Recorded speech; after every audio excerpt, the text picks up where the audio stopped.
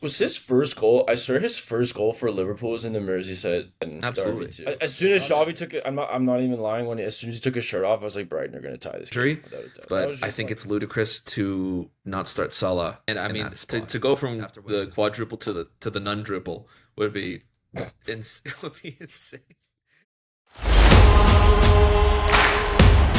Hey guys, welcome back to the TBG podcast. After some technical difficulties last week, we're hoping that those problems are behind us. So if you're seeing this, we fixed it.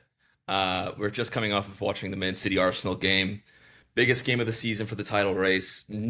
Didn't really think it would come down to this, but City's actually now on that game in hand, level on points if they pick that up against Burnley midweek. And man, what a crazy game!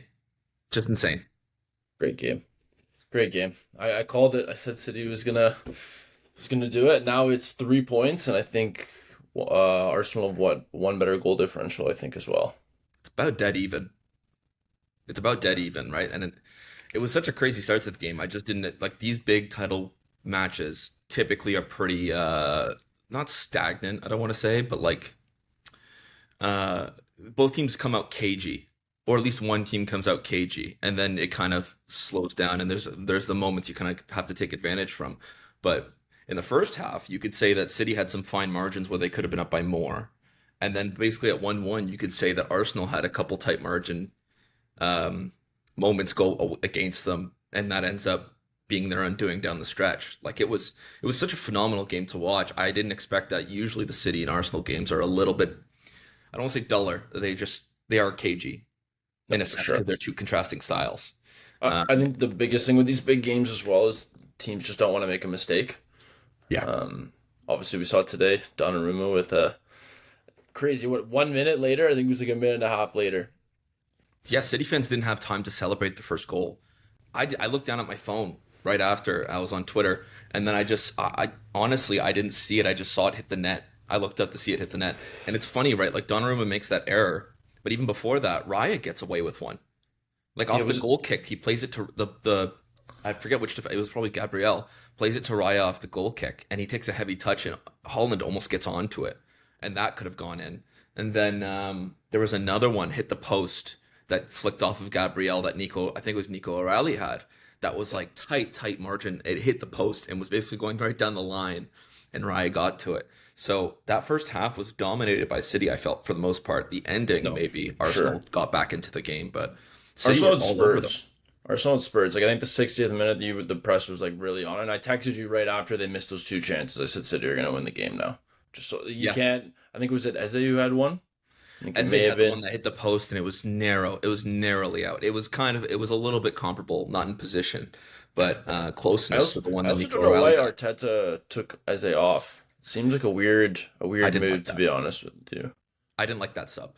I thought if you're going to take someone off, it probably should be Odegaard there. Like I know he's the He, captain and everything, but as he's producing more moments that can win you the game. And after you see that ball off the post, I think you have to keep playing him if you're going to bring on a guy like Trossard, which Trossard's fine, but Eze off did strike me as a little strange. did Gyökeres not even? I sort of heard them say Didn't he was play, gonna. That's crazy. didn't play. And you know what? Down the stretch of that game, Trossard sent a great ball in stoppage time with 2 minutes to play, and it fell right onto Kai Havertz's head. And Kai's a great player, but He's not maybe clinical. if you sub on Gyökeres for the last 10 minutes, maybe he puts that away. I'm not saying he will, but to not actually have the not even put in the striker you have available, I don't And know. your There were top a goal couple scorer mixed too. moves. Sorry. Top goal scorer too. I don't know. I think it's weird that they didn't start him. To be honest with you, now that I look at it, I don't. See, I'm okay with them not starting him, especially because you're playing away to City and maybe you want to soak up pressure and have a little bit more pace going back the other end. But to not play him at all is a bit strange, I find. Uh, Yeah, like I don't Havertz is a know. good player, but My issues with Havertz is just his finishing. That's always been. I don't even know. I think the first half too, there was a chance. I know it got called offside, but he was one on one. He had like a heavy touch, went right to Donnarumma, yeah, just picked it up. yeah, that was a weird But he touch. has to score that, like the header, top of the 6 yard box. Like, and as soon as that was their chance to do it for sure. Yeah, it just looked like one of those ones that came to him and no defender stepped in front of him. That was one that you kind of have to head downwards, and instead he kind of catches it and it's close to going in, but it's right at Donnarumma as well. And you'd like to think that if it was a bit lower, maybe Donnarumma still even gets to it. So He made that up was for their it too. Because Havertz he missed that one chance as well, right? well, yeah, because Um, Havertz had that breakaway chance, and second then they half, hit the yeah, post yeah. like back to back, similar to the City missed chances. They were Because I back to think back. Holland had one too. He hit the outside of the post off a corner kick. Yes, I remember that. Yeah, he that was I mean that was a great game. I don't think it's harsh to say that City deserved to win it. I know the XG probably I think it was a tiny bit in favor of Arsenal. Posset Possession was 41-59 in favor of Man City. Way more Yeah, passes. I mean they did. You can kind of tell by the way the game was going. I Yeah, could probably I'll picture. give it to Arsenal. Like I expected them to create most of the chances again through set pieces, but they created a lot, like straight through the middle. But again, like Man City, I think Mark Gay got caught out a couple times. That's Mhm. where Havertz got like sent through. But again, it's the fine margins of winning the game, pretty much.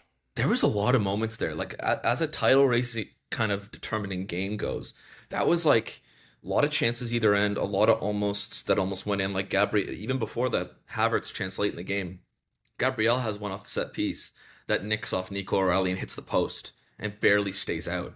I mean, there were so many chances down the stretch, and maybe you could kind of claim that maybe based on performances, chances, it looked quite even. But when the game looks quite even, then you kind of expect the winners to step up. And to me, it looks like City is built with even at least the core, uh, more winners who people are used to winning, let's say. And Arsenal Yeah. still haven't done it yet. And when you still haven't done it yet, these allegations will be um, They're gonna pointed look at back. you. They're gonna look back. I mean, you lose to Bournemouth at home, and then you go away to City and lose. It's tough, and like that's 3 games now in a row without a win because 0-0 was Sporting at home. Yeah, and then you look at also you look at that Everton game way back when we did our first podcast, where Dowman played really well. Dowman hasn't really featured ever since. And then you also look at the fact that they didn't play well against Everton, and that was, I think, at home. And they scraped that one basically out. I know it says 2-0 on the sheet, but they did not play well. They scored a late goal, and when you're at the top of the table, you can kind of claim that like that's the performance of champions, like, digging in and winning when you don't play well. But then if you keep going back, they haven't really played well. That late, like lately, they have not played up to their standard whatsoever of how they got into this position. Um, and man, it's And it's just an awful loss for them to take. Now it's even. yeah, I know we're gonna have all the Arsenal fans in the comments saying Saka didn't play, but I don't think he would have made much of a difference. If you ask me, again, you Mhm. could say I'm a bit of an Arsenal hater for sure, but Yeah. I've said it from the get go. I think City the pressure was definitely off them with how ahead Arsenal was, Mhm. and Pabst just pretty much told them you just got to go after it. But now we're kind of seeing the Man City lineup. I think it was unchanged from the Chelsea game, and I imagine the rest of the Premier League games it's gonna be the same squad for the most part. Most likely. And again, Foden doesn't feature and stuff like that. They got Foden He's and getting 10, yeah, 15, but again, at this point in the season, it's you got to play the guys that are in form and the guys that have minutes yeah, because it's. But again, it also shows how deep City's squad is. Like Marmoush isn't playing.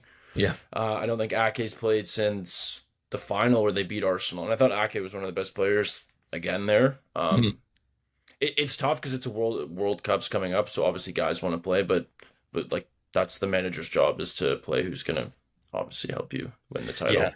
And no, But City now though, there's no mistakes. Like again, it's the same as Arsenal too. Um, it's pretty much out of their. It was in Arsenal's hands, but not anymore. It's up to City now for the most part, I think. And yeah. I'm trying. I'm trying to see, but Arsenal also have to manage now Champions League semifinal against Atletico. So That's going to be a slog. That's going to be an absolute slog on one side of we'll talk that's more what we about. said. We didn't want it in our last one. We're I mean, obviously we didn't get to post it because Can, can I technical issues. can I say something about not wanting it? I A little bit of me wants to watch every single minute of both legs because it's going to be the most anti-football two legs you've ever seen. I want to see what both teams are going to conjure up. The play acting, the diving, the defensive measures, the like trying to capitalize off of set pieces. Like it's going to be a complete and utter opposite to what Bayern and PSG. PSG will be. It's going to be completely and utterly different. You couldn't pick two more different sides of the bracket to watch those games. I'm just intrigued. I'm not like I don't want to see it every week, but I'm almost intrigued to see what managers like Simeone and Arteta are going to prepare for each other when they Yeah. have pretty And I mean, similar kinds of. I think Atletico are going to go for it now because obviously they just lost the Copa del Rey final in penalties. La Liga is pretty much out the door. So now it's just Yeah. Champions League. And knowing Atletico, they've been to the final before. So I think Atletico could honestly go through over Arsenal. But I again, think that's more of a toss up. Yeah. like you said, it's going to be, I can't even imagine the amount of headers and corner kicks that are going to be in that game. And yellow cards. You know who I'd hate to be? The referee of either of those. The referee of either of those is gonna have to put up with so much BS. It's unbelievable. Like they're gonna have to put up with so much play acting, so much vibrato, and like just heated emotion between the two teams, and they're gonna be looking for any extra little advantage they can gain over each other. It's gonna be. I find it really intriguing. Speaking of referees, I thought the referee did handle that situation with Gabriel well today. I know you spoke, and a lot of people, even Yeah, the commentator, said it. If Holland goes down, you have to give a red. yeah, So I'll give props to Holland because he easily could have done that. But I don't know if you saw, like, his eyes were just locked on Gabriel, and I also think, like, Holland in his mind, like, you're up already, so let's not be stupid. I think Gabriel at that point is just trying to. I mean, that's all. That's just a mind game between those two, and Holland seems to come out on top every single time. So Mhm. I respect it, and it also kills the game. I feel it too. But if it was more blatant, I think the ref would have done it. But it was kind of like he just pushed forward a little bit. It is a red. yeah. 9 times out of 10, but I just think Holland, since Holland was kind of in his face too, and they'd been going at it. So I think that's also a rampant issue in the English officiating and PGMOL and how they're educating refs to call these things because I don't think anyone doubts that if Holland goes down there that it's red. It wasn't just like a little something, like it seemed a little not like a load up and go, but it was pretty I don't know, like that's not pretty typical to see and to give both of them a yellow, it's not fair because Holland goes face to face with him, but Gabriel's the only one who initiates anything in terms of like that little headbutt gesture. Personally, I think it's a red card, it is that, red. but I think the issue and the issue with English officiating goes much deeper than that. I actually said this as well during the game because I saw it so many times. They need to get rid of the players going down when they're defending, when they have their back, when they're facing their own goal and there's a opponent on their back, when them just falling with no contact or minimal contact, they need to get rid of it because I the was refs call it every single time. It's not good for the game, and I get it. It's the psychology of it, right? Why would a player go down there if they didn't get the call? The other guy could just go in and have a free run at the net. That's the only reason the refs are calling it, but they need to change it.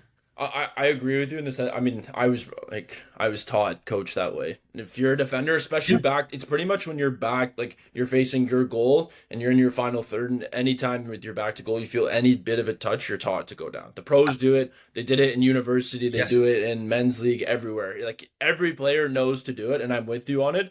The Mhm. only problem I find with it, the reason I think a lot of times the refs call is if the guy falls on the ball, what ends up happening then is like, okay, I'm not going to call it, but then now he's on top of the ball. So it's almost like it's either you're pretty much got to call it that way and it's a free kick, or you know how guys are. If you're angry too, you're just going to Yes. start kicking at their stomach, and that's going to cause a lot Absolutely. of problems.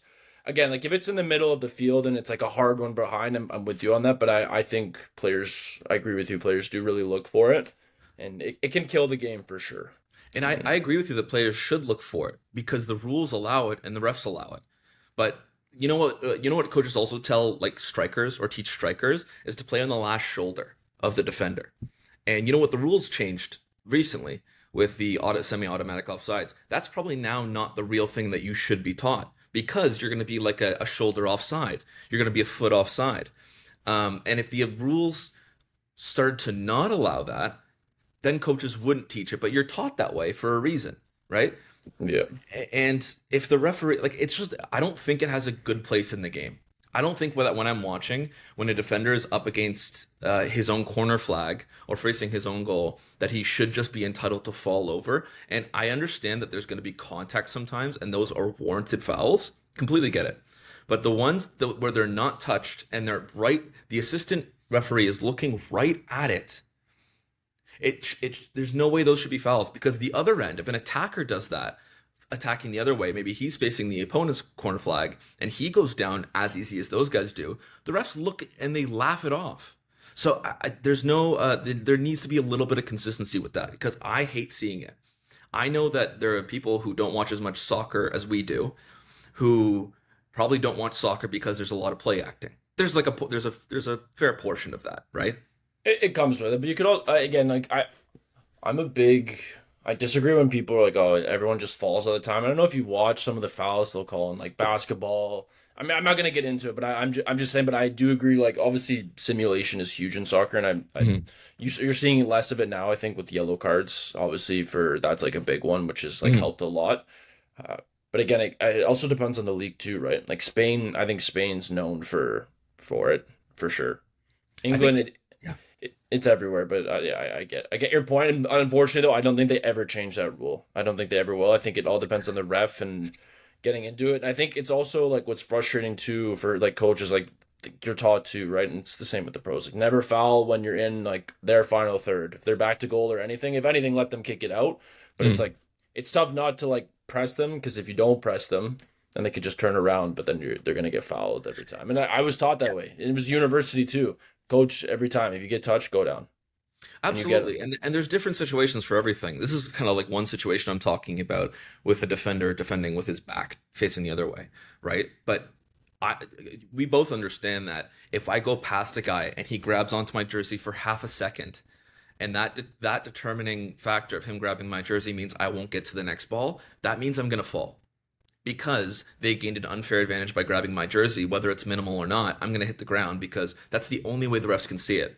What I'm asking is that the officials are taught in a more in-depth way about seeing that and not just rewarding hitting the floor, actually rewarding somebody for staying up and being honest, right? yeah. Like because I get why people do it. I'm not even blaming the players. I'm blaming the officiating because they need to see that better. And I understand that making getting on officiating is everyone does it, and I'm not trying to say that the refs are particularly bad at what they do, but they are taught to call that way, right? They're allowed to call that way. If the people who govern the referees have a little bit more of a better education towards these little things that can make the game and the product so much better, I think we'd all profit from watching it like that.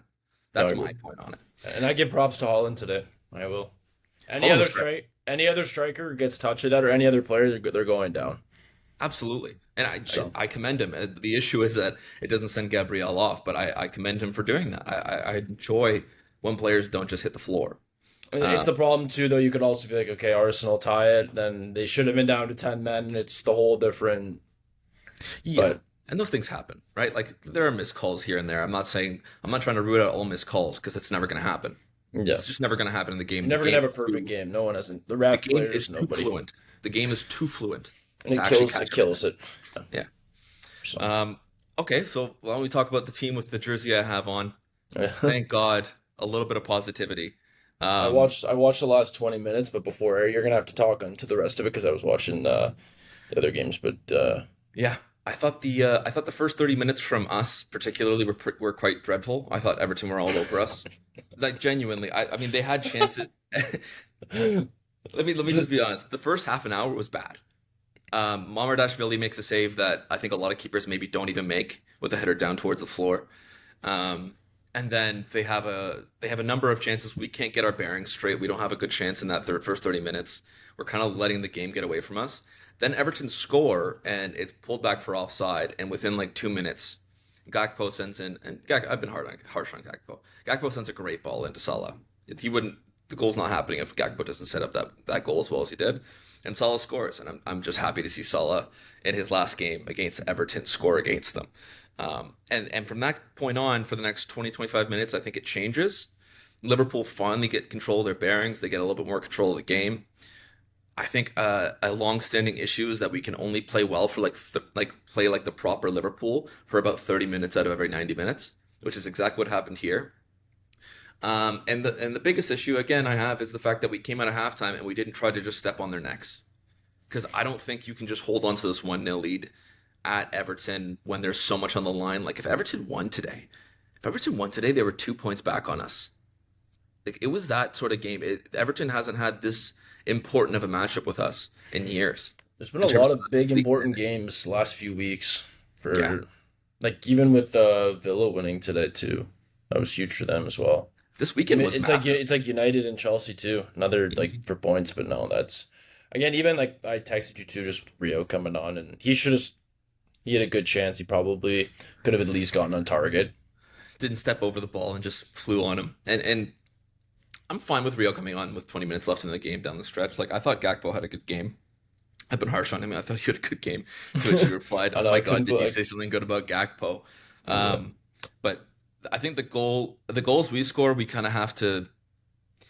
I don't know. It feels like we work so much harder for our goals, and then for Everton's goal, they kind of just lump it up the left side. And I think either Ibu or Verge, but I think Verge is more culpable because it's his side is culpable of not really running back full speed. And Dewsbury gets on the ball and sends in a great ball to Beto, and it's 1-1. And Everton were not threatening our goal by this point, but they got the tie, and we weren't going for it. And again, that's what I'm getting frustrated by, is that at 45 minutes you shouldn't be shutting up shop and hoping that you can keep possession enough to win the game. Um, Did it as for individual performances, I thought Verge again, obviously even outside of the winner, I thought he was phenomenal. did So Curtis Jones play right back? yeah, that's an interesting one. Frimpong's healthy. You've been saying Jones has needed to play more. I do. I just didn't think he was getting right back. I thought he was. I thought he played great, and it'd be a real travesty if he goes at the end of the season because it feels like from the outside looking in, it looks like they may actually get rid of him. I don't know. It's in the stage of his career. I feel like where you want to be playing a lot more. Yeah, But again, there's also opportunity, right? Because Salah's leaving, so I don't know how much it's going to change if you can really. But again, even McAllister hasn't been playing recently. No, he's been coming off the bench as well too. he's been playing more than Jones, and I actually disagree with it because I think Jones had such a good run of form throughout like late November, all of December, and then he just stopped playing. It wasn't like one performance I can point to and say that's why he's not playing. I feel like something happened in the back room that we don't know about. Because right after he stopped playing, there was the Inter Milan transfer rumors late January, and we were like, "What's going on here?" It's the same time as the Robertson to Tottenham stuff late January, and it just felt odd, and he was playing far too well to be benched. Or I'm not asking him to start every game, but he should play more. And I thought he was good. I think he has a tendency to hold on to the ball too long, but I thought he played well, considering that's not his natural position. Yeah. Yeah. And Hopefully, the last 20 minutes was a little hectic. I actually kind of thought Everton was more likely to score than we did as the thing went on, but we have a goal in us if we can get it back the other way. So how many goals has Van Dijk scored this year? It's got to be up there. I feel like I think he has 3 Premier League goals, but I feel like he may have like 5 or 6 counting the other competitions. was his first goal. I swear his first goal for Liverpool was in the Merseyside derby too. Was it It not a was. header? It was also a header. It was like 85th, 86th minute. It was in the derby at I don't know Anfield. why. I don't know why I remember that, but I don't. Yeah, because it was the first game he played for us. Because he transferred to us in the January window, From and then Southampton, yeah. we had the round three. We had a round 3 game in the FA Cup where we faced Everton, and I think we beat him 2-1, and he got the winner. Yeah, it's a great kind of parallel to hit. I'm just outside of all the negativity, I'm just happy that Salah scored in his last Merseyside derby. I thought he played great. A little bit helter skelter towards the middle, but I thought he played great otherwise. And Verge is just captain. Yeah. What a great captain to have, man. I'm sad that he's getting older and that we can't rely on him as much anymore. And I hope that's taken care of. But he's just so phenomenal.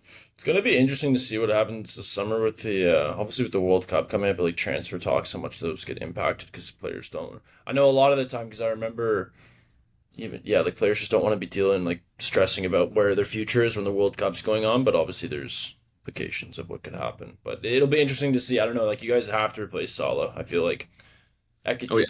Ekitike injured now. That was unfortunate as well. That's just terrible. That's like the worst injury you can get, I find. And I despise when people online are like, oh, he's never going to be the same player, all of this. And I'm pretty sure Jason Tatum had a very similar, I don't know if it was Achilles or if it It was, was. yeah, so You're right. he'll be back. Speedy recovery to him, and I hate to see those type of injuries. Yeah, because he's So, been so good this year. It feels like a breakout year for him. and the Uh, World Cup, that's just like that's so tough. And you knew he was going to, and he started some of those games as well. But yeah, I hope he's back on the pitch soon.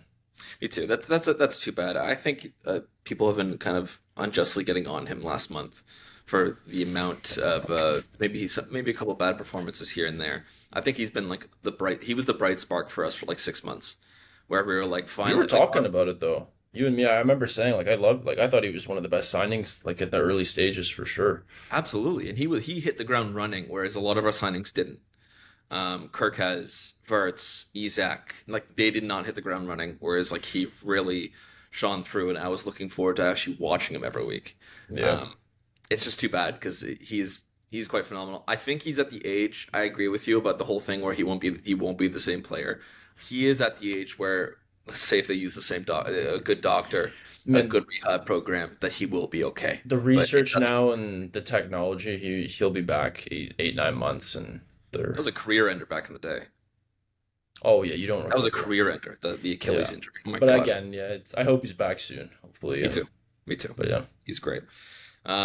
As for the top five race now, boy, 7 point gap between the bunch. 7 point gap between the bunch, and now a lot of those teams are going to be eyeing like, can we get Europa League? Or I mean, probably with the exception of Chelsea.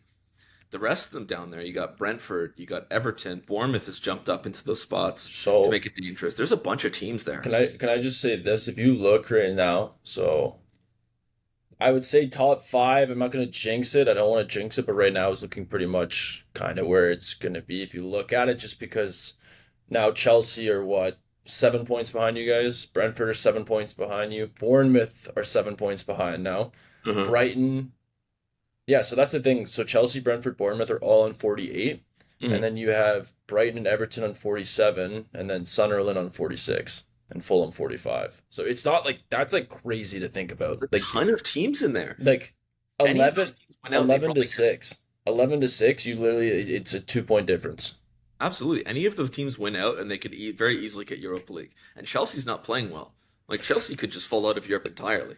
That's 3 losses I think in a row in the Premier League now. And maybe I'm being harsh because I remember I Or watched the four. game. It's 4 losses in a row now in the Premier Yeah, League for Chelsea. and they played. I thought they actually played decently versus United. They just didn't score. I think they had the post a couple times. They really squandered some good chances. I thought United did not have nearly as many chances as them in that game. But But that's it's where all about results now. You're at the end of the season. You're not yeah. close to winning trophies. I got to give a shout out though. I think Bruno Fernandez is that guy. 18 assists now, so he's 2 off tying the record and 3 from I'm scared. breaking it. And in my opinion, he's got to be up for PFA Player of the Year for sure. Just like I've watched Man United a good amount, and obviously Mhm. there's other guys who are up there. I think, but yeah, I don't. United, it'll be interesting to see what happens. I think, Mhm. obviously. Carrick, you could say you can give him the job, but I feel like in the past United have done this where they bring in a guy and he just comes and it looks good and then nothing really happens. And then obviously you have, I think they got some reshuffling to do because Casemiro is going to be out the door. I think they So re-signed him. no, he's leaving at the end of the year. Is he He's leaving? Oh, yeah, I thought for yeah, some yeah. reason I thought he was re-signing. Yeah, no, Casemiro's out at the end of the year. So we'll see. We'll see what happens. They have some good pieces. I like Cunha. I like Embuemo. I think Seshko will turn into a pretty decent player. Um, Kobe Mainoo's playing Bruno. now. I mean Bruno being older. Sorry, what'd you say? Oh, Kobe Mainoo's playing now, which is good. I like Kobe. I think he's great. I think it was weird that Amarim never played him. And I don't know. I think they have good pieces. I think Maguire probably still has a couple decent years in him. I don't think he's He got the gold renewed. standard, but he's right below that in terms of Harry, defenders in the Premier League. Harry Maguire is the precedent on mentality for me. That guy took so much slack for so long. I was part of it too, and he turned it Mhm. around and he's put in some performances, and I can't say anything bad about him. And Yeah. how he was at Leicester, we've seen I would say the last few years probably for sure. I think he was the product of being given the captain's armband when he didn't need to, He, and he he was the shouldn't have. scapegoat. You're the what I think 80 million from Leicester. Like Yeah. you're going to United, so obviously the lights are way brighter, and yeah, the captain's armband. But yeah, he had captain like the armband stripped from him, and he didn't leave. He stayed, put his head down. So I give him props. I hope he's in the England squad too. Me So too. Me too. great, great, Yeah. great experience as well. So It's unfortunate that he had to follow the Van Dijk signing. Because I think after Van Dijk went for as much money as he did, then he became the gold standard of what you should evaluate for if you get a defender for around that range or more. Like that's the level. Not that you have Those to get to, but that's the level we're going to judge you by, and it's unfortunate those because guys Van don't Dijk was choose. yeah, They don't choose how much they go for. I exactly. guarantee you ask any of them, maybe besides like Ronaldo or any of these guys or who are like, oh, whatever. But like they're not they don't they're just they want to go and prove themselves. I don't think the money, I think the dollar sign and how much they go for just adds extra pressure, if anything. But it's Absolutely. part of the job too, though. Like you sign up for that, you sign up for the BS, you sign up for the social media, you sign up for the heckling from the fans. That's part of it. But again, Absolutely. And it takes a lot of pressure off guys when they come into a bigger club and they're on a less of a transfer fee because the pressure isn't really on them. It's not as much. Like if you come in for 100+ million, like Isak and Verts have, they've been the product of a lot of criticism, and it's plainly done to their price tag. Whereas you got Verts for like 20 million from Bayer Leverkusen, and then he put in this sort of season, you'd say, okay, this is great to build on. Instead, it's like we need our return for investment now, right? Like it's the public perception always works like that with the transfer fees, I and I think don't necessarily agree with it, but we've talked about it too. I think the big thing it's like Holland got paid. He was the big transfer fee, and then he came in and broke the record the first year. So the standards are always just like, it's just. it's high. I, It's I way I too think high. that affects it too. Obviously, he came from the Bundesliga as well, right? So, Hmm. but but again, There's every player is different, and I think like Wirtz will be fine. We're seeing signs of it. I don't know how the I need to say it. I don't know if you saw it today, but he like I think who did he meg? He megged someone like twice, and then literally twice. just twice, yeah, and got ripped to the ground, and the ref just like, nope, just play on. Megged him twice. He got assaulted, right, and the ref was looking straight in their direction, and he just let it go, and Everton had the ball. Like I was like, what are we I doing don't. here? I thought that was it was comical more than anything. I mean, I was a little pissed, but I was like, come on. I mean, Verts Yeah, has so much talent. I just hope he can kind of keep growing into this. And yeah, yeah. Hopefully they can. Again, he's one of those guys. I think you can play in the kind of cam role. You could play him out wide, but I also think he's one of those guys that kind of just needs to float a bit and kind of just get into the game. But yeah, but yeah, yeah, yeah.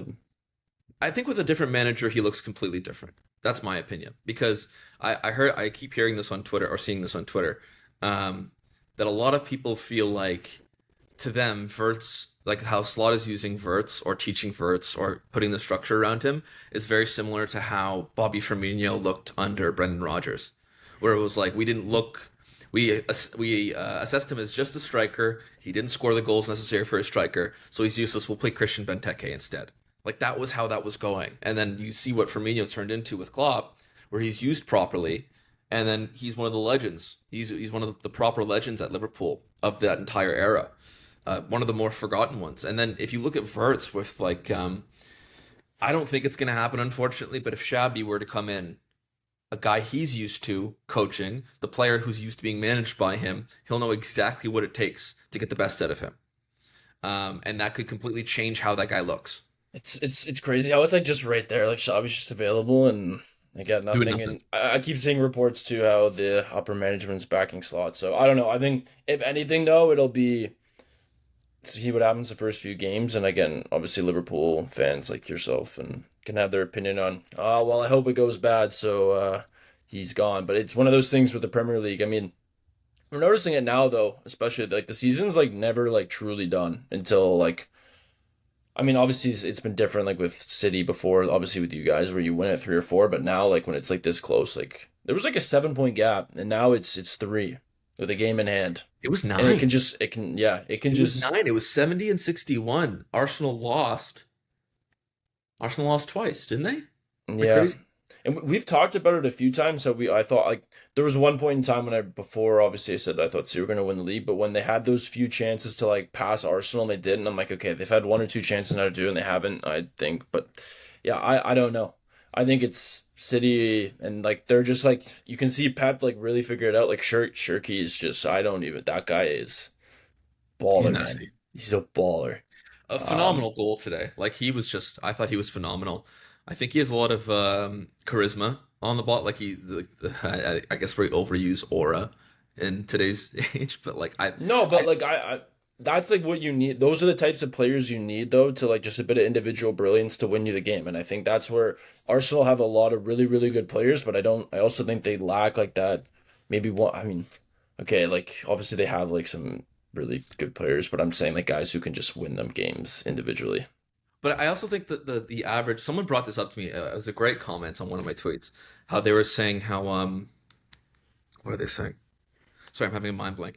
They were commenting on how the average football viewer kind of just looks at the players and see what the players do, and they don't evaluate the positions they were put in, the structure they're in. Like they don't evaluate these things. We've both played at quite. You've played at a high level, me, but we both played at a high level, and you get watching the games when someone is misproperly used and properly used. So no one's going to assess how Turkey's gone into a great system in City where he's allowed to thrive, whereas a guy like Eze can play really well in spurts and then gets taken off, when he's kind of just getting into it. It really depends what club you go to, depends Yeah, what it's opportunities you get, it depends the freedom you get. Like it depends on so many things, This is right? weird too, because I remember he scored the hat trick versus Tottenham in the first game, and Mhm. then he played one game, and then he didn't play for like 4 games. Yeah, I think And Arsenal's. then Yeah, go ahead. did he score back-to-back hat tricks this year? Was it? I think Wait, he had a brace in the second game versus so Tottenham. I don't know, but again, it's just like I think Arteta too. He goes solely off. I mean, you don't see behind the curtains of what goes on, and if he's playing, who plays better in training and more or less. But I find like Arsenal, even like they're switching their lineups more, and that's where like City, it's just been like the same now. Like Pep's like really found since that cup, since they won like the Carabao Cup. I don't think like it's a similar lineup again. And this is a really interesting thing, right? Where I think Arteta has gone for the more defensive, like set piece oriented, like Oh yeah, make my players interact with the opposing team much less. There's less times they can get injured, because they have been the product of having injuries down the stretch of seasons, and it's cost them titles, right? That's completely fair, totally, totally true. With that being said, he's compensated in two ways. He's also made the team incredible, like have an incredible amount of depth, which means yeah. that they have a bunch of players they can choose from. And Arteta's chopping and changing all the time. Now, rotation's important, but if you rotate too much, then who's going to continue to be in There's the no flow? flow. Yeah, there's no Yeah, flow. exactly. Who's going to keep on having confidence? Like a guy like Eze right now, based on eye test, he should probably be starting every single game. Without a doubt, yeah. I think so. It's just again like it's the politics too. You don't know what goes on behind the scenes and what Arteta's plan was. And Mhm. again, I'm glad Arsenal today just didn't sit and try to absorb all the pressure. Like they actually played and they Absolutely. created, and we saw like what they can do when they create chances. And I Yeah. think that's what was good about the game too. Obviously, just with these, you feel like sometimes these games just end up 0-0. But yeah, I'm with you on that. Just like the flow of how important it is. But Yeah, I thought it was a great game, and uh, to go even back on that point, like City also have a kind of playing style back in the day, at least, where they would keep so much possession that they're not outrunning teams, but they are outpossessing teams and passing you to death. And as a result, Pep's play style is very conducive to having like 15 or 16 guys you solely rely on instead of like 20 or 25 where you have to rely on. So they would get limited injuries and then they would keep the same lineup like consistently. yeah, Whereas like say Klopp's system, one of the drawbacks of that system is the fact that the guys need to be so physically fit that like there's so much running to do in a Klopp-led team. We would lead the running stats every single season, and it's just a different way of playing, obviously. Um, but for the longevity of it, like we didn't have as much longevity as City. The only way we could catch City a season here or a season there is the fact that we could outlast them, or we could just start so much harder than they did, like the first one we won in 2019. So yeah. different play styles and stuff. I think Arteta's overthinking it a touch.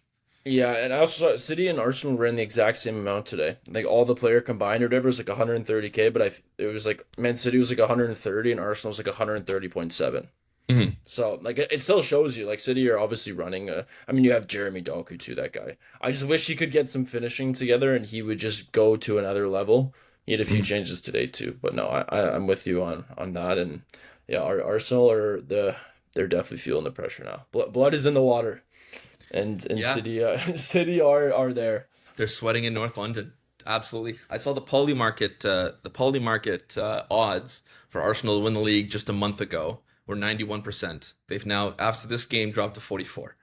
That's how much we were favoring, or the public was favoring them to win this title. That's how much I was favoring them because I just thought after three consecutive seasons of not playing well enough, I just thought this was the year they were going to get it done. And Yeah, I'm telling you, it's like City won that title and their confidence just been going like this, and Arsenal's just like you going like that. it's going completely Like opposite. I'm And sorry, that can like turn. I saw Declan Rice make some comments. He's like, yeah, we're going to do like a Champions League like semifinal, like it's great and all that. But I'm like, if you look like you should not be tying Sporting at home. I'm sorry, like I know I'm not taking away credit from Sporting. I'm just saying Hmm. with the level that everyone talks Arsenal's at and how good they are and everything they do, they haven't shown it in the last few weeks. So again. Nope. It's one of those things though. They could go and win the Champions League and still bottle the Prem. I'm not taking that away from them. I think there's a good chance they still go to the Champions League final, but we'll have to see. We'll have to see. It's going to be such an interesting way down the stretch for the last month or so It's because I mean they are reeling. They cannot put together one of their better performances of the season, right? So they haven't came up with a top three performance of the season since, let's say, Tottenham, for yeah, instance. And that's a reeling Tottenham team. But regardless, you played well, you killed them. Like that's great. Last five or so, they are, if they have won or gotten something from the game, they have shut up shop and they've made sure that like the chances are very minimal on either side. And with Sporting, like I saw somewhere that it was the lowest XG recorded game of any Champions League game so far that season. It was the low between the two teams combined. I It didn't was the even lowest watch it. XG. No, I me didn't neither, even. because there was a better game to watch.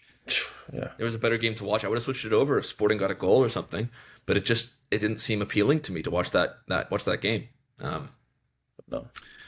and maybe before we go into the Champions League, maybe we talk a little bit about Tottenham Brighton because that was a great game yesterday. Yeah, that was a heck of a game. I watched that through the whole way through. Hmm. I mean, they looked better. I will give them that. They Yep. did look better. Um, but also I think it was just a bit of individual brilliance from Brighton, which was the different. I mean, that was like as soon as Xavi Simons took his like shirt off. I'm sorry, but like it's just So me. Like early. if you're in a relegation battle and like you're up 2-1, I'm like I just think taking your shirt off and then he's doing his celebration like this and that. I'm like It's so early in the game to it be was doing just that. it seemed I was like okay, you know what? Let's calm down a little bit. So. Yeah, And again, it's just they have so many individuals. Like Tell just seems disconnected from that whole team. I don't. That signing for me has just been weird. And then yeah, I don't know. There's just no flow, and obviously the new coach, is coming at the lowest of lows. So I and know. Yeah, it's just that was pretty much. I mean, again, I guess I can kind of tie in Nottingham Forest winning today. It really did like that was and Leeds winning as well. I think Leeds is kind of out of it a little bit now. yeah. Forest, there's still a chance, but yeah, I don't know. It It's interesting, right? Like I feel like you can read it in two separate ways because I completely agree with you. Tottenham looks so much better, and I think on the balance of performances, I actually think Tottenham deserved to win that game more than Brighton deserved to win that game. Um, t- a tie, I guess you could say was fair, but I would agree with you that I think Spurs yeah. definitely deserved a bit more. I think Xavi Simons hit the post too in the first half. Mhm. It was like a great, and then Pedro Porro blasted it over the net after. Yeah, I think I'll balance the chances for sure. Like if a team deserved to win the game, it would have been Tottenham. And I I don't think a blame tie is Tottenham. fair. I don't blame them because also it's tough like those chances. Oh, they should be scoring, but if you Mm. look at some of their other games, and I've watched a lot of them recently, they haven't been creating chances. So No. they were in a lot of unfamiliar positions in the final third that I could tell. And there was just a little bit of you could see the disconnecting in the final third, but again, they got to go for it now. I think it's like with any team, like especially West Ham and Spurs now. It's like yeah, I'm stressing. I am, but that draw I was very happy with because that's huge for us, obviously. I think you could read it two very separate ways based on the way the game went and how the game ended. Based on how the game went, if you're a Tottenham fan, you feel much, much more positive about For how your sure, team for looked that sure. game because Relieved too. they've looked dead on arrival for a couple weeks, and I don't think De Zerbi could have done enough in the Sunderland game where they lost on a deflected goal, but if one team were to win that game or deserved to win that game, it would have been Sunderland. So it's a Sunderland big are flying right now too. I mean, and, I know they lost today, but still, Sunderland have been in great form. So I don't again, and absolutely. you're not really. But my issue with Tottenham is just like I know, like I can't say I'm not in the dressing room, but I feel like you're playing for like the state. Like, they're not. It's an unfamiliar position. I get that for some of these guys because you have guys like Colomboani who's come from Juventus. They're in Champions League. Tell Bayern you're winning Bundesliga, and now you're trying to survive. And even some of the other guys who were there, but I just feel like they weren't up for the game again. I don't know. Yeah, It's just like I thought Conor Gallagher was a great. I thought he was great. I think he needs to be playing just because of his physicality, his mentality, just a workhorse. But yeah, some of the and obviously Romero now injured is a huge loss too. yeah. But still, no excuse. They got to do it. It'll be Mhm. And like as a like the two ways we could view it is the fact that they played better, but the other way you can view it as well is that Tottenham let 2 points go by, because the confidence boost that you're gonna get, whether you stay up in 17th or not, to fall into 18th one week and then immediately jump back up to 34 points, get out of the relegation zone, would be a yeah. huge weight lift off their shoulders. Now instead, I know they played well, but the other way you could view it is the fact that they let 2 points go, and and at this point in the season, you're really looking at 5 games left. Will you be able to turn performances around consistently enough to get out, or do you just need results now? And I think if they do keep them up, I think De Zerbi is probably the right manager for them. But this He is said such he a was gonna stay with them if they go down. But again, like both of the goals, like Matoma's goal was brilliant. Like that was like what a finish. But again, the second one was just lack of concentration on defensively. I and it don't. was Danso. It was Danso who And it was could a have heck of cleared a that finish. ball. He still had Yeah. a lot to do, but like, there's no way a guy can be open and where he was. I don't Well, even know how that happened, well, and the thing especially is, in that Danso could have opponent. cleared that ball. Danso had that ball sitting up. He could have just cleared it out to the Yeah, it sideline or was. back out a little bit more. He decided to try to shield the guy out. He loses position. Guy takes it very easily. And then now, unfortunately, the Tottenham defense is actually shifting like Danso's going to clear instead of preparing for the Brighton player to have that ball on the baseline. And he finds an open man because they're shifting back. They're panicked. And it was a great finish. But again, like In 96 individual minutes, that mistakes, cannot happen. If you're up 1 goal, you're in the relegation zone. just kick A it ball out. sitting up, you kick it out. Yeah, Like first rule, you but kick it out, been Danso.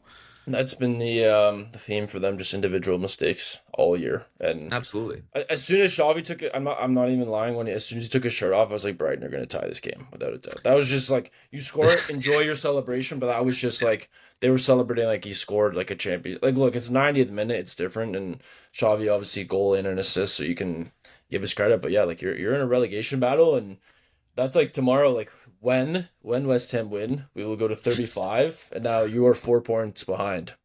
Will they go to 35 or 36? I West swear it's Ham, or 36. sorry, yeah, no, yeah, we're at If you guys 32 win. points. If we win, we'll go to 35, and Spurs will be at 31, so it'll be a 4 point margin. Ah, okay. I missed the points by one. Yeah, okay. And you guys So have Palace away, and that's, you know what? That's gettable. It's it gettable. Look at is. your schedule. You have to play away at. I think you guys play away at Newcastle at one point, We got Arsenal away too, and you have Arsenal. I think you have Arsenal home. or maybe home. Newcastle lost again. My lord, eight Boy, losses in their last 11 is just. I can't believe like the fact that they're in 14th right now with 42 is like crazy. and no one will catch them because they're at a point. Like even if they lose out, like they'll be fine. Again, But transfer the fact that windows. they're down there, it's like yeah, you're right. Like the transfer window we were talking about. This is how this whole season was set up. And if I were Newcastle, and I know this is probably heavy-handed because I don't want to keep slot anywhere near Liverpool, they should hang on to Eddie Howe.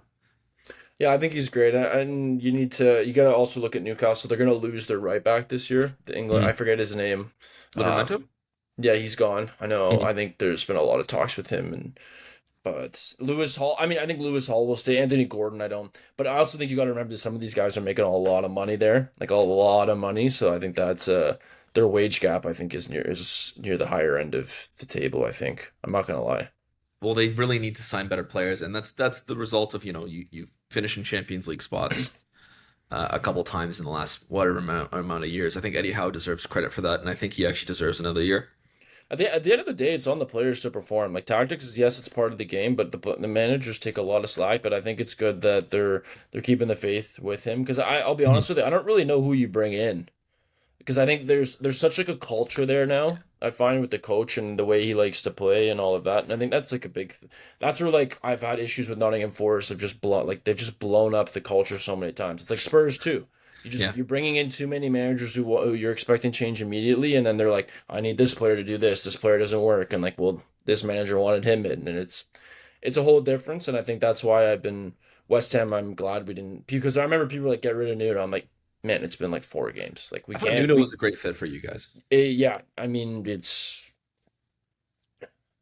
again, he's brought in his players that he's liked, and we're figuring it out now. And I think I can't say we're peaking because we're in a relegation battle. You can't say that, but I think our form is on the up, and we have some guys who are playing well. Hmm. Somerville just needs to stay fit. Mavropanos, yeah, he needs to stay fit too. Bowen, like these guys, like I think you guys, I think it looks pretty 50-50. Obviously, Forest can still go down. I think Leeds still on the outside could go down if you guys both start picking up form. There's I'm nothing worried. saying that you guys can't start winning games here. I'm But the worried issue about Palace though. Palace are picking up form too. I'm they are, and a lot of the mid-table teams are now looking at Europe as something to go and get. But I think that's pretty evenly matched. If anything, 60-40 with how I Palace would is. take a draw. I would take a draw. I would be so for real. I would take a draw. Yeah, away from But home, absolutely.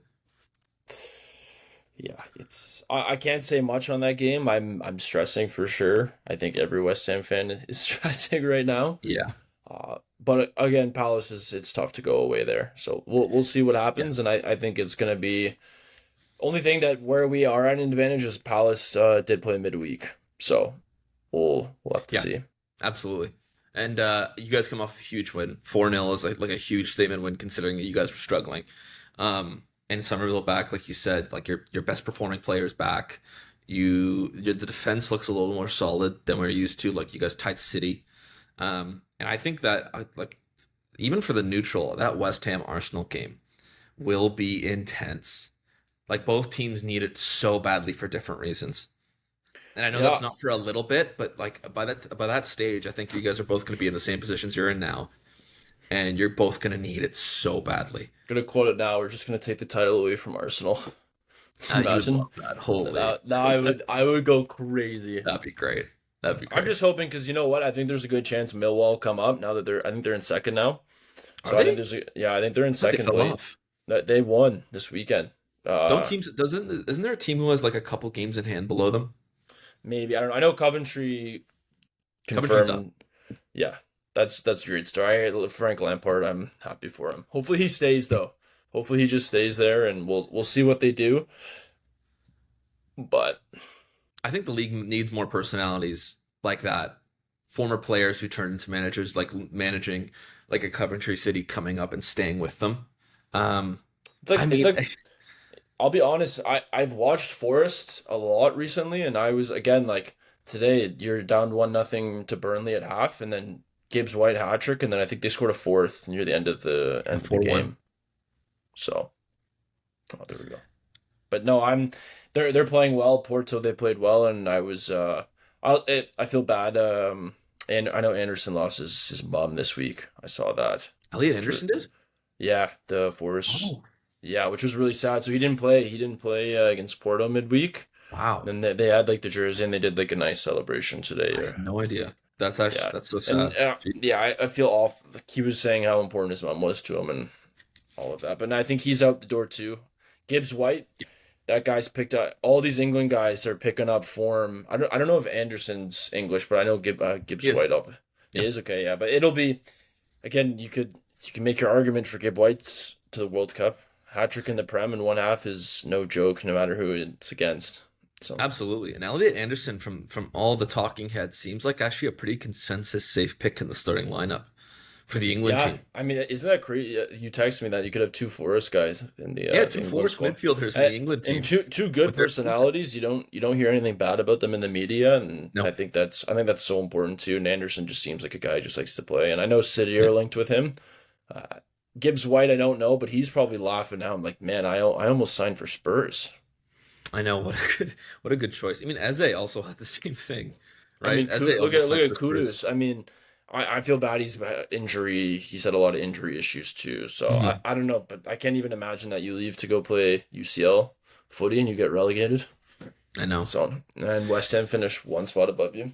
But no, again, it's gonna be a nail biter to the end. And if you were to say it right now, it'd be West Ham or Spurs probably. I just don't know. Yeah, Like Leeds are at 39, so it's. But again, anything can happen in the Prem, as we've seen. You really don't know. absolutely. And when they claim that once you kind of pass 40, you're safe, but it really depends on how the form is for both you and Tottenham down the stretch. So yeah, I don't know because Newcastle are at 42, Palace are at 42. But again, like you said, which is crazy, is Palace you could say are there for Europe because they go to 45, then they're in 12th, and then yeah. So Even if Newcastle turns it around, like so anyone in that bunch, you win five to end the season. You get that 15-point bump. You never know where you're going to finish, whether that gets Conference League, Europa League. yeah. You just have no idea with the way Chelsea's playing, with the way the teams above are playing. Brentford's only picking up draws. Everton lost a big one today. Like it's all there for up for Brentford have grabs for tied Europa League. five in a row. But I think it's like tough too for some of these teams like Newcastle, right? Because you're in Champions League and you get your team used to playing all these games and then you don't make it again. Now it's another year of you're not your body the players' bodies aren't used to playing the same amount of games. Then you get back into it again and now it's a whole another adjustment period. Obviously Yeah. they're pro athletes and they're fit. I'm not taking anything away Mhm. from them, but we know like how even just me getting back into playing again, it's a lot on the body, so I don't. But no, it'll be interesting to see. And we got. I don't know if there's any midweek games this week. I'm trying to City and think. Burnley, I believe I heard on the broadcast. City and Burnley, that Burnley extra game looked at the end will be played. shocking. Burnley looked shocking today in the second half. Shocking. I mean, that would be shocking to see Burnley get anything off of City. And then you look at it, City's playing a Burnley struggling, just lost by three. City win that game, they go into next weekend top of the table. That's how quick this has changed in the title race. Like this was a pivotal weekend in the Premier League for every race we're looking at. Title race, top five race, relegation battle. Like it's all so pivotal to this point. There I were would. so many good fixtures for us to talk about between the Merseyside derby, Man United, Chelsea, Arsenal, Man City, the Aston Villa Sunderland game. I know neither of us watched it, but 4-3 to end that way. Well, I looked. I saw it was 3-1, and then next thing you know, I turn on my or I was just looking at like when I was on my app or whatever, and it's like it was 3-3. I'm like, what the. I Like know. Villa are still like trying to, and that's a huge win for them. Ollie Watkins, I think I don't know. I think he had 2 goals against. Again, he wasn't in the last England camp. Another guy who was literally he didn't make it, and he is just scoring like it's 3 or 4 games in a row now. There's He's so many another one French guys. you have to take him. I think Yeah. in my opinion at least. And again, but that's where the politics with international football comes into play. Like it's some of the guys you're gonna. It's like you take him over Foden. I mean. I, I mean, they don't really play, I guess, the I know, same but I'm just position, saying but you yeah. can kind of pick. Which I'm just extras saying where do you you take? you can pick and choose where you're gonna have extra. Like we know Jude's probably. I feel like you got to play Jude higher up the field to be honest with you. But again, Yeah. you don't know, and it's gonna be interesting to see. I think Garner. I know. Obviously, Garner played well today. I know he's an ever. I think I told. He's just like he's like a pest. He's He is. just And he just causes. you need more defensive players, defensive midfielders, especially with England. But I mean, yeah, I guess to back up Rice, if that's the case, if Rice is not that defensive midfielder I that feel they're like going we to go see for. him so much in a lot of the games, and like he was pretty quiet today. I'll be honest with you. I don't think Arsenal did much up the pitch, and when they did, I don't think he was involved in those things. So there's that as well, right? So I don't know. It'll be interesting to talk England squad when we get there. Yeah, Um, you got to think too though. I'm like curious to see like obviously with the morale of like the English players and how many Arsenal players there are. It's like you go into it. Imagine like you go into a World Cup after just like losing that. Obviously that's on your mind, but it could also be a different like motivation for them, right? Okay, you know what? Let's yeah, just go win the World Cup now. But we'll see. They're all over the place, but obviously that's just one way of looking at it. yeah, it's pivotal week. I think that their mentalities would change kind of after the season, but again, like you're right. Like, what's the mentality after that? What frame of They have mind? no What break frame of too. mind would you be in if you bottle the title and then you're taken to the World Cup and maybe not played as much and asked to And do like here and there a little bit, a little bit? Will you stand up to pressure? if you think about it too, there's a chance Arsenal. You have a bunch of guys who are in the Champions League final. And it's like a turnaround you have to do because they do the parade and all of that. Then you're late to the camp. Because I remember when Jude It's won the true. champion, when they won the Champions League that year, I think it was like a week or two, a week and a half after the camp had already started. Yeah. So I can't even imagine how that's what's crazy is like the amount of games some of these guys play, and then you go into a World Cup, and then it's like what you get 1-2, but by the time the preseason's already starting for a lot of these teams by the end of the World Cup. Oh, From what for sure. And a lot of the guys are left out for 4 weeks because contractually they have to have 4 weeks of vacation baked in there for you to take if you want to. But the World Cup, like with the amount of games they're being forced to play with the Club World Cup last year, with the amount of fixtures you have to play now, with the Conference League edition, with the Nations League, with the extra international games to even get into the World Cup, so many of these players are getting injured down the stretch, and you're just watching it happen. Ekitike's out. I think someone else went down in the was it the Liverpool game as well? I don't know. There, I've yeah, seen. yeah, this the center back hamstring. I forget Yeah, his it was name. Branthwaite. Yeah, I don't know where he's from, but Branthwaite is English. oh And yeah, see that. he's being considered. He's in that discussion. So there's a lot of guys going down injured down the stretch here. Um, But you know it's what? More games, more money. I know, but I hate Problem it. is, The they make product gets so worse. they make so much money that it's like that's the thing, and they have the best in the world for physiotherapists and sport Yeah, psychologists and scientists. That there's again, if you look like Reece James, I genuinely think he is like a starter for England right back, but that guy yeah, like his hamstrings are just gone. And he comes back now, and he's been dealing with this. I feel like for like 2 or 3 years now, and it's one of those things where it's tough. yeah. His I'm not sure how much longer his hamstrings will hold up in professional football, just because he is a wider build. You know what I mean? Like he's not No, like no, he he's got doesn't look like like big quads and like yeah, he's kind of it's built a little bit like Luke Shaw, where like Luke Shaw's also had that sort of thing where he's been injury prone, but you do so much running on your legs that if you carry around all this weight, I'm not calling him big or like fat. It's just the build. It's a different build of body it's that just you have to lug genetics too. around, right? And It's Luke Shaw's genetics. played a lot this year. I'll give props to him. Yes, and he's made a good comeback as well. It's I just don't know if he's gonna. I don't build think doesn't they're gonna help him. take him though. They're not gonna take him though. I think that was because he hasn't been in any England camps. Oh yeah, I mean, Tuchel could also be looking for the future. Like if he thinks Luke Shaw can be like the second or third best left back, but he's at his age that he's at now, then he'd probably just take someone else, right? Like if he's not a nailed on starter, you're gonna take someone else. I think left backs. I think like you said it before. It's Nico O'Reilly and Lewis Hall. I think for now. Yeah, I just think Nico O'Reilly's playing far too good for anyone to leave out, and I think Lewis Hall goes right behind him. I'm still shocked that Trent didn't go in the right back spot, but I think it's Reece James and then Trent in that right back spot. Yeah, I think Trent goes to the World Cup now, and he played well in those Champions League fixtures too. I'll Yeah, give him his credit, and because he had an assist the first game. I don't know. he had a great assist, and something that we've missed at Liverpool is although he left, and we shouldn't be, we're pretty pissed about him leaving in general, and I know that the online discourse is that we still hate him. I miss him. I miss watching him play. I don't miss the defensive lapses of judgment, but I think this was the only team where he could get away with that consistently and still play and do what he's best at, which is he can ping a 60-yard ball. He can ping a cross right onto the head of somebody running onto it. Like he's one of the few in the game who can just do it. It's not easy. It's an impossible little skill to nail every single time down the wing, across the box. He is so useful. So I'd be shocked if he wasn't taken in the England team because I don't think that makes any sense.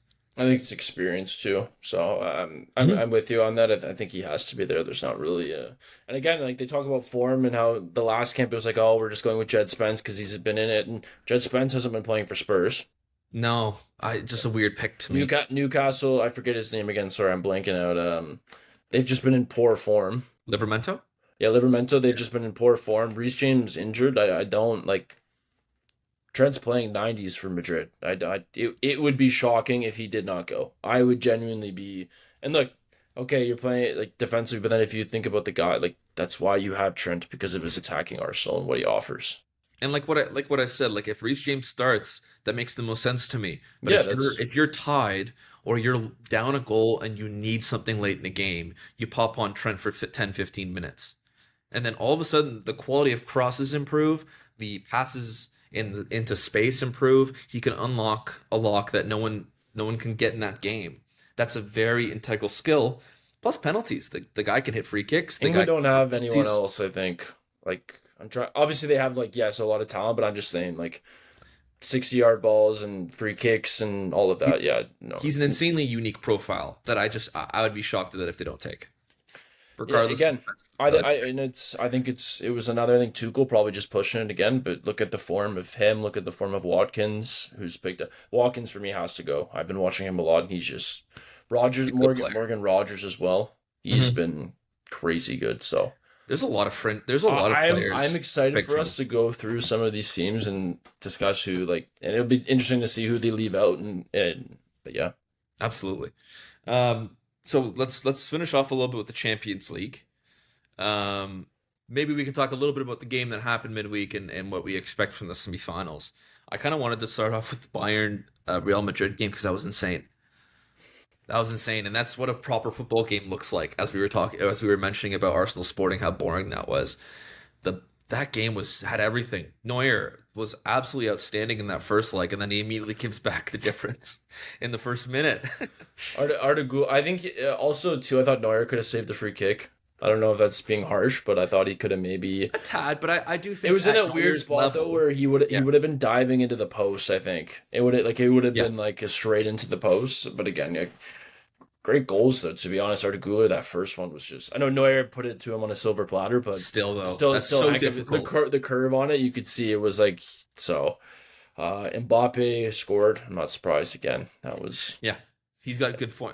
He's kind of getting back into the rhythm going into the World Cup as but well. But it's just crazy to me though with all like you see all these reports about his attitude problems and his ego and it's like he leaves PSG win the Champions League and Madrid are now out 2 years in a row in the quarterfinals with Mbappe.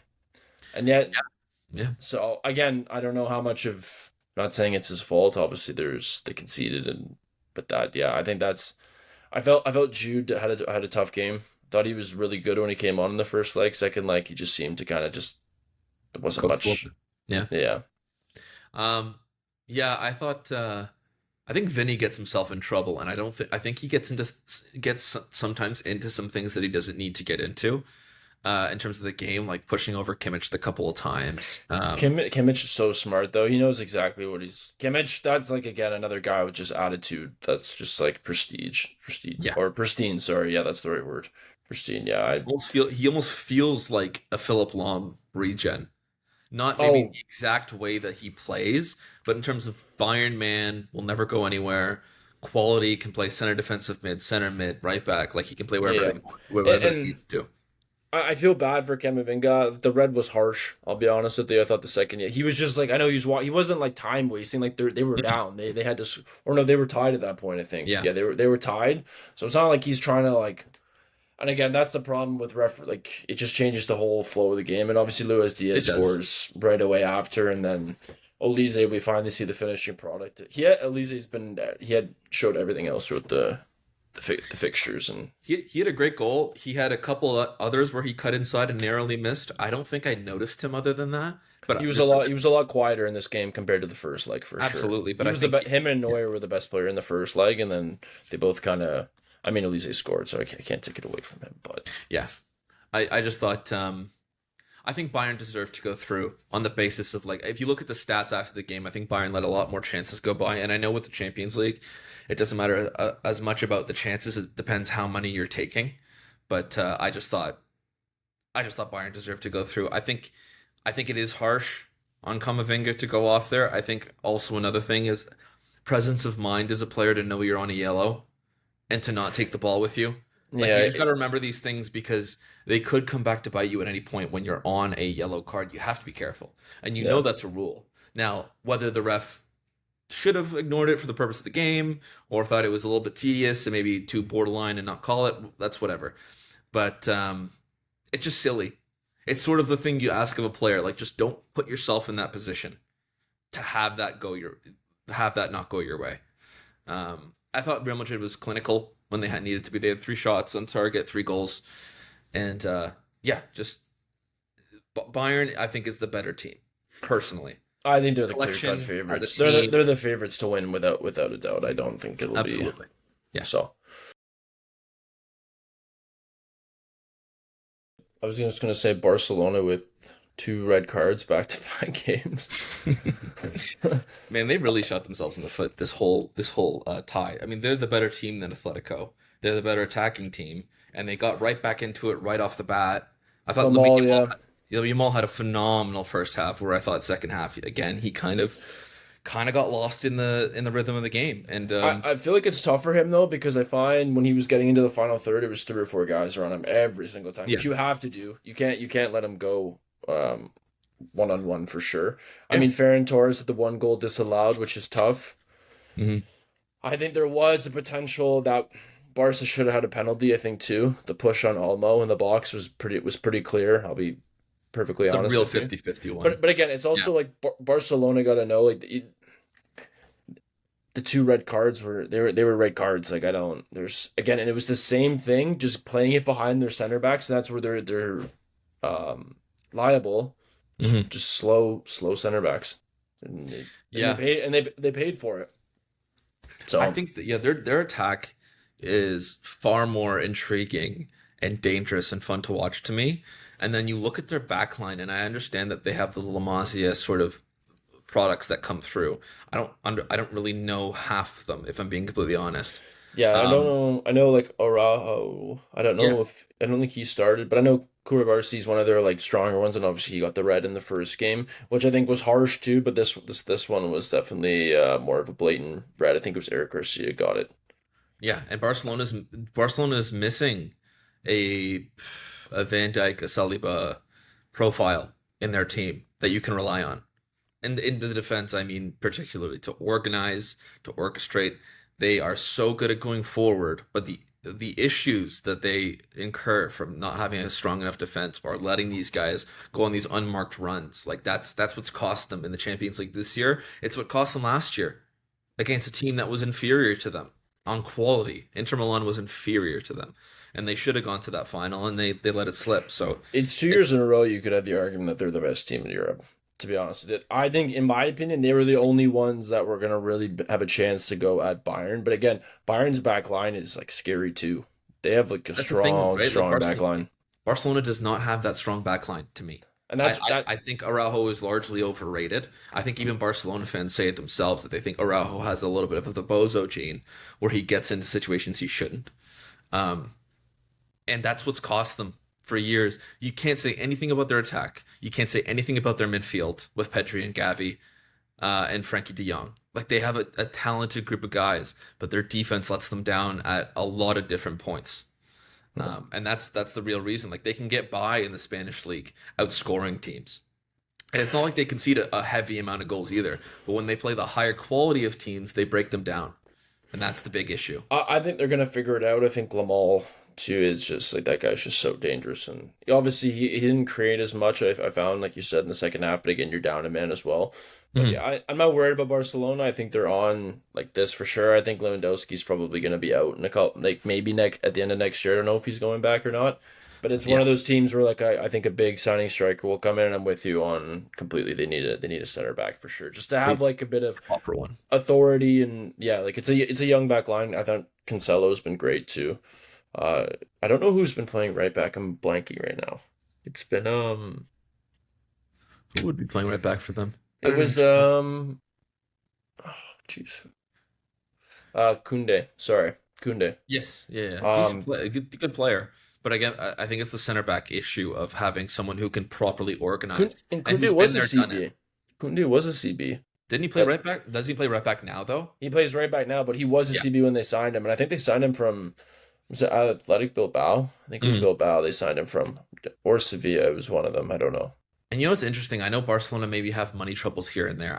I can't follow it enough to know if they have money troubles or not because they get this new deal and then they can go out and spend. Um, but it would be really interesting to see if Arsenal fail to win any trophies this year, what the resolve of keeping hold of their best players will be like. Now, I think Saka is a guy who would stay, but Saliba would be a really interesting guy to go for if you're Barcelona to actually break the bank on, because I don't think they have any issues in the attack. I think it's so fluent that they don't need that out and out striker like a Yeah, Lewandowski. I think he hardly plays to this point. I mean, not hardly, but he I certainly mean, doesn't start every game. Yeah, I don't know. Like it's switched because like I think Lewandowski started the first leg against Atletico, and then Ferran started the second one, I believe. But I'm with you. That's the thing. I don't think Barca can go out and buy an $80 million player. I'll be completely honest with you. I think they have to either wait for like a guy who's out of his contract at the end of the season. Like I Yeah, wouldn't be surprised if Bernardo Silva ends up at Barcelona. I'll be quite because I it'd be know a great fit for them. there was rumors of, but again, it's one of those things where I don't know if they actually need him. But that's Yeah, the thing. Frankie De Jong's coming off the bench. Pedri, you have to play every single game yeah. without a doubt. Gavi's just back from injury. He's had a lot of injury issues, so I would be you don't really know. You have Danny Almo already, so it's one of those things of like their midfield and their if anything it would be maybe I mean Ferran Torres is he's great too. So I don't It's a good he, player. he He's a great he's an addition. underrated one and that was weird too with City. He had that 1 year and he scored like a hat trick, I think like one game and then he was out. I know it was And very strange. The kind of his but city. but again, yeah, I'm with you on I think a Saliba would be great. It would be an They need a excellent player like that to get them to that level where they can win the Champions League. You need that like tried and tested center back who's been there, who's played at high levels. And they need a little bit of an outsider because there's no faulting the Barcelona way for the way they judge midfielders and the way they judge attackers. For defenders, they want them to be really good on the ball. Sometimes that makes me fear about how they properly defend yeah. the defending basics. And I think Well, that's been their downfall for the last couple of years for them. So they need that player. I If they're I going to go think in the they market, they need to go in it for that sort of player. they have to sell them all like 3 times to get back their debt probably. Yeah, it's going to take a while. It's going to take a while for them to get back their I think debt. But I think they've like spent money that they like the earnings from like 4 years from now or something. They did some backdoor deal. I think I don't know. I don't go into the politics of it, but I'm with you Mhm. on that. So, but yeah, Yeah. So we have the Arsenal Sporting game, which honestly I neither of don't us even. watched. I got And nothing. It was I read a few things. It was like a boring. There was like not really any good chances, and like the Sporting players were disappointed about not I saw getting some. more. Yeah, I saw But some of the half chances through the highlights, and I thought Sporting missed a couple half chances and one big one. But big one is carrying quite a bit of weight because neither team really had big chances in that game. It was really dead, and Sporting wanted to stay in it till the end, and they did, and they just couldn't capitalize off of it. Um, I mean, a 1-0 over 2 legs is just really yeah, not worth the watch. I feel bad for Sporting, but again, if you can't score a goal over 2 legs, you don't deserve to go through. but Bodo would have beaten Arsenal. You think so? Bodo Yeah, was fun, man. they I'm just sad they went out. they just bottled it. Yeah, so now the big one, obviously PSG and Liverpool. I watched a little bit of it. I saw Dembele's 2 goals. I think I Mm. literally turned it on like 7 or 8 minutes before that. So I know I saw mixed reviews online. Like I saw some people tweeting out this is like the best game we've played in a while. I'm seeing old splits of it, but then again, the goals were just again similar. Just it seemed like counterattacking, and Yeah, just obviously you guys had to go for it, right? So I'll let you, I guess, speak more on what you thought. And I don't know. Like I vehemently disagree that it's one of the best games we've played all season. I really don't agree with that.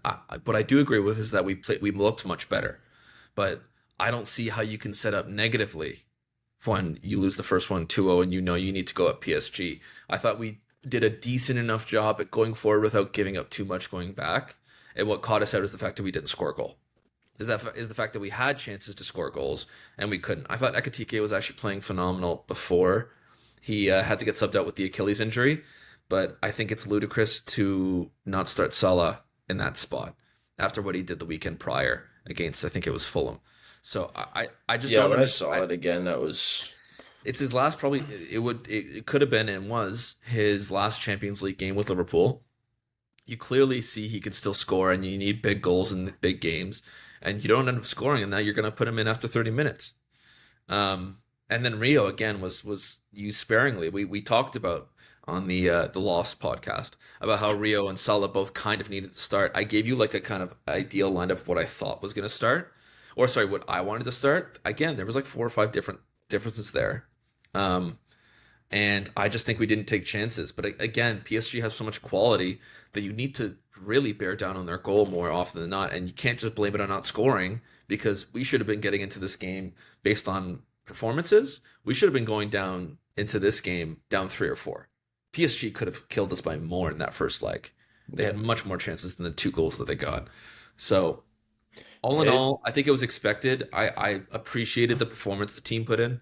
I hated Arnie Slot's comments after the game that there was a lot of promising signs for the new year because I don't think I don't think you are allowed as a coach to talk so positively when you get beat 4-0 over 2 legs. I also think too, like you're like talking about Liverpool, and you're also what fifth in the Prem, and I'm with you on that, and I agree, and I will say like I think it's obviously tough. You get PSG because I think PSG and Bayern, the winner of that 2 legs, would probably for me end up winning the Champions League, and Mhm.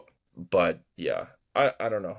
I didn't see all of Slot's comments after. Obviously, I've seen a lot of Liverpool's opinions after the game even too, Yeah, but yeah, we'll see.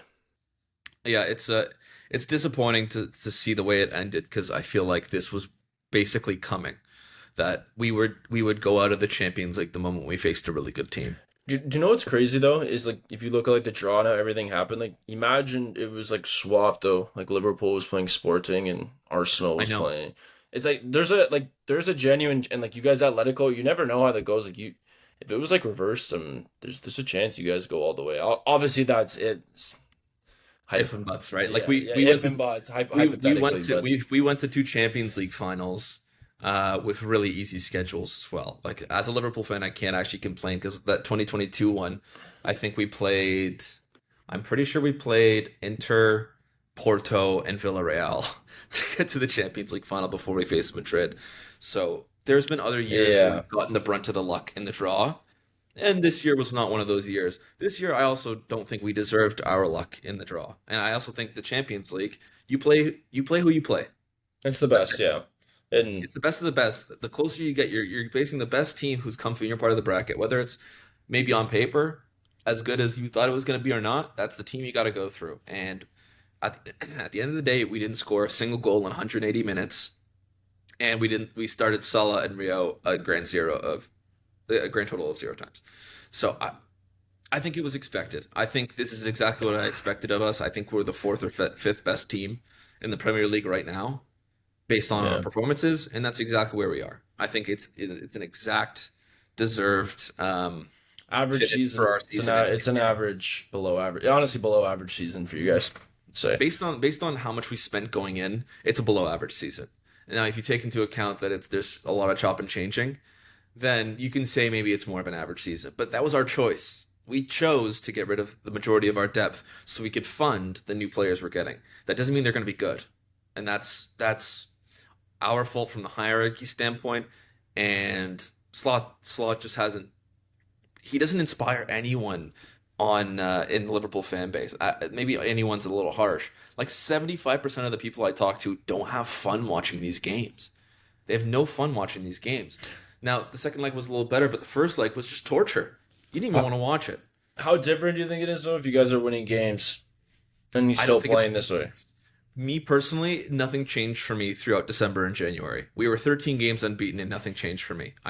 I still thought we should have gotten Gerrard in. I still thought that to get anything from the season, you need an emotional, complete overhaul, and we Yeah. didn't do it, and we went out exactly how I expected. I just think it was really predictable, and against the worst teams, not the worst teams, but against the worst teams, the average teams, the below average teams, kind of Premier League and Champions League, we can get by because of our quality on the pitch.